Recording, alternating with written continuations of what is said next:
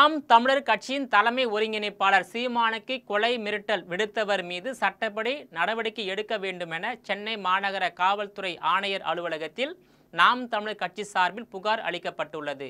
இது குறித்து நாம் தமிழர் கட்சியின் மூத்த நிர்வாகி இடும்பாவனம் கார்த்திக் அளித்த புகாரில் கடந்த 28ஆம் தேதி தேனி மாவட்டத்தை சேர்ந்த சந்தோஷ் என்பவர் அவரது இன்ஸ்டாகிராமில் ஒன்றை பதிவு செய்துள்ள சம்பவம் அக்கட்சியில் பரபரப்பை ஏற்படுத்தி உள்ளது.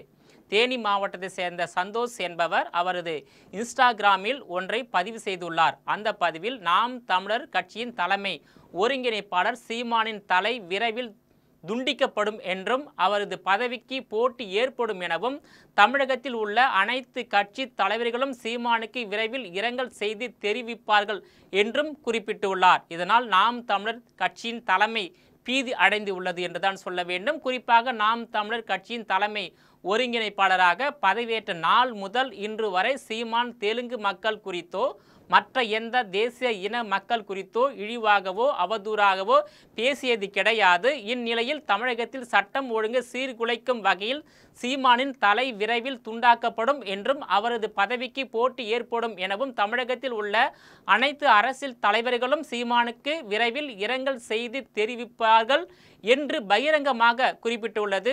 அக்கட்சியிலும் தமிழக அரசியல் களத்திலும் சலசலப்பை கொலை மிரட்டல் விடுத்து பதிவிட்ட சந்தோஷ் என்பவர் மீது சட்டப்படி நடவடிக்கை எடுக்க வேண்டும் என்று அந்த புகாரில் கூறப்பட்டுள்ளது. தேனி மாவட்டத்தை சேர்ந்த சந்தோஷ் என்பவர் அவரது இன்ஸ்டாகிராமில் உள்ள கொலை மிரட்டல் பதிவை அடுத்து சம்பந்தப்பட்ட அந்த நபரை கைது செய்து அவர் மீது உரிய நடவடிக்கையை சென்னை மாநகர காவல்துறை ஆணையர் அலுவலகம் எடுக்க வேண்டுமென புகார் மனுவில் நாம் தமிழர் கட்சியின் நிர்வாகி இடும்பாவனம் கார்த்திக் வலியுறுத்தியுள்ளார். நாம் தமிழர் கட்சியின் புகாரை தொடர்ந்து தேனி மாவட்டத்தை சேர்ந்த சந்தோஷ் என்பவர் அவரது இன்ஸ்டாகிராமில் சீமானுக்கு கொலை மிரட்டல் விடுத்துள்ளது குறித்து சென்னை மாநகர காவல்துறை ஆணையர் தீவிரமான விசாரணை மேற்கொண்டு வருவது குறிப்பிடத்தக்கதாகும்.